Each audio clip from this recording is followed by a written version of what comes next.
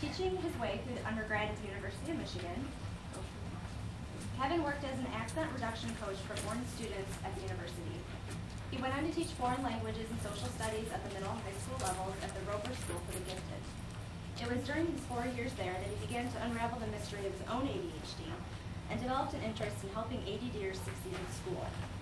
Since 1998, Kevin has been running ADD study groups, coaching kids to be successful in school, and he's been teaching kids and parents how to feel good about themselves as ADDers.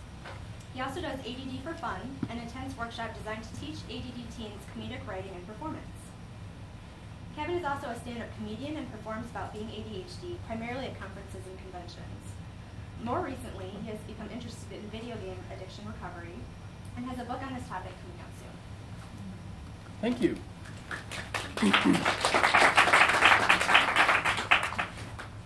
Can you see me now? Good. Okay, good. How are you guys doing today? Great introduction, so I can spare all that stuff.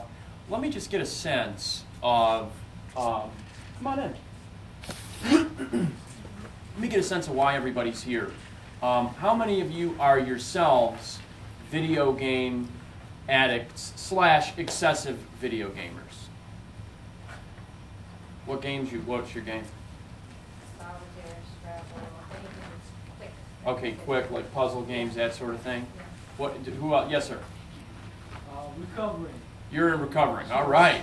Thank you. What was the first one? Chess. Oh, yeah. Online? Oh, yeah. Yeah, you can play all night long all over the world. Hey, I'm playing somebody from Australia. Hey, I'm playing somebody from Inner Mongolia. You know, it's really exciting. Well, anybody else? Hello. How are you? I don't mean... Oh, Pinthia, how are you? Good.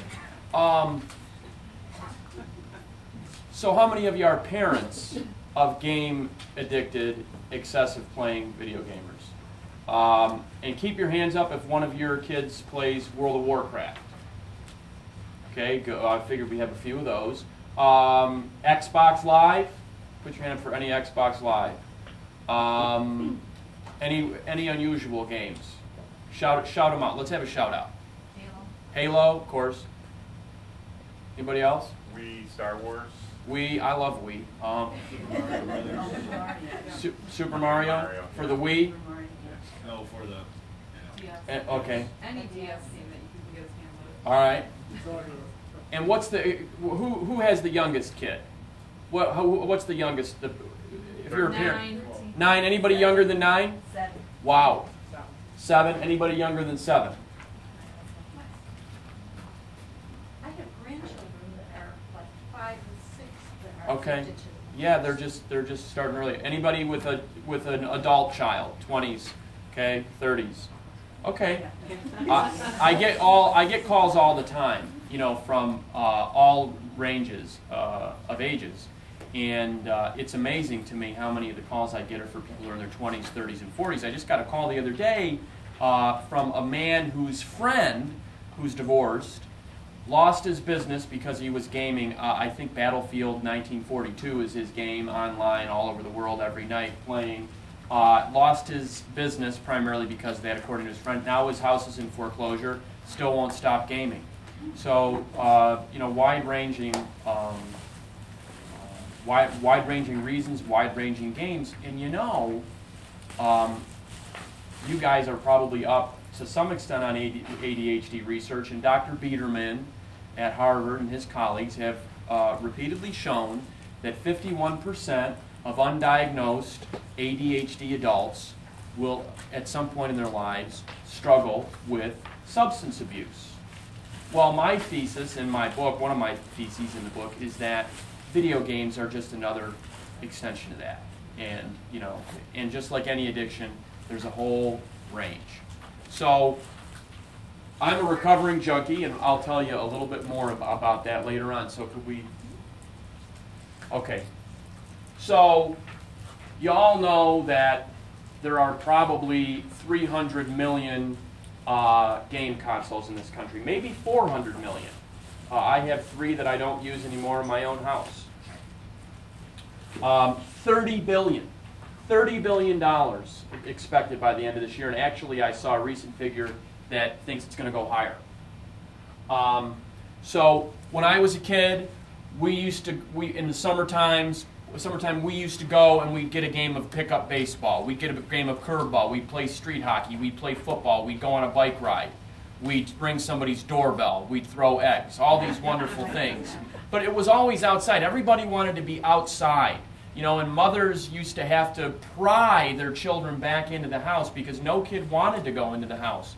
Well, nowadays that's completely flipped, and more people play video games than play organized sports. So 44 hours a week.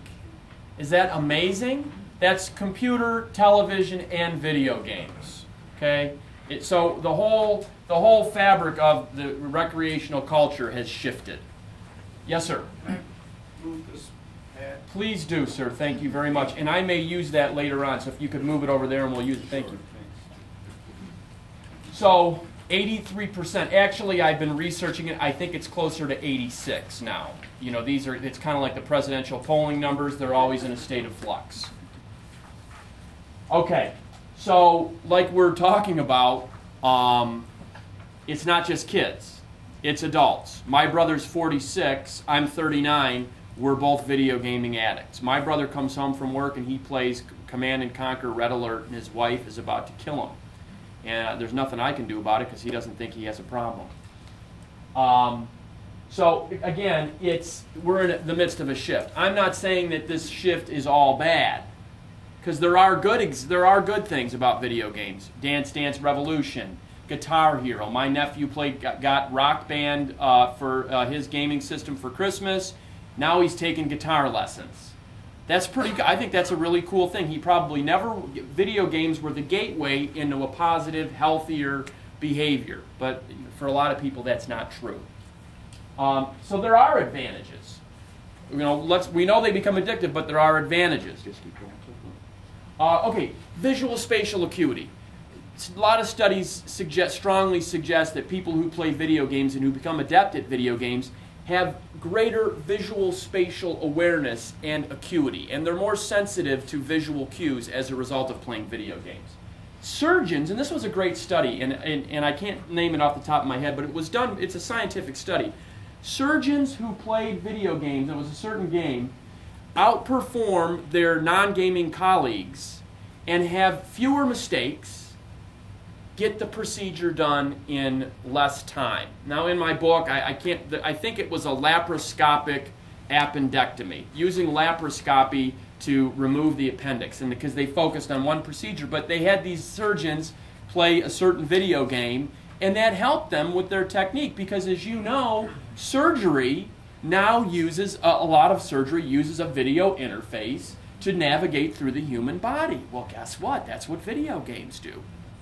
Electronic battlefield monitoring. I have a friend, his name is Mike Davis, and Mike is a Defense Department analyst, freelance, and he was in a bunker in California.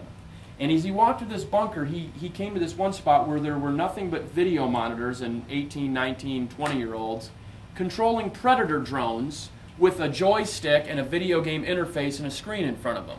So Mike, who's, he's in his late 70s and he's kind of a cutting-edge thinker, he believes that video game interface will increasingly become more intrinsic to the military. Battlefield monitoring, when you monitor how many tanks do I have in the field, how many soldiers, where's the enemy, what's the topography.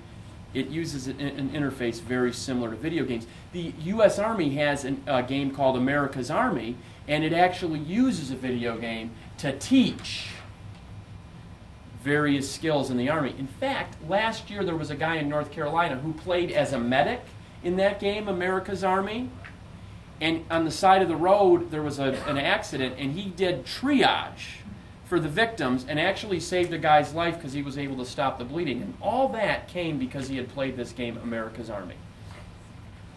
We'll keep going. We already talked about that. Leadership. So some of you have folks that are involved in World of Warcraft. Some call it the crack cocaine of the video game world. And but the thing is, you have to control a guild. And you have to negotiate, and you have to resolve conflict, and you have to decide on a course of action. And many times when you're fighting your opponents, you have to act decisively. So IBM has started using video games like World of Warcraft, not quite as much in the fantasy realm, to teach leadership skills, to teach people about being decisive, to teach people about conflict resolution. And they're finding that many of those skills actually translate into the boardroom.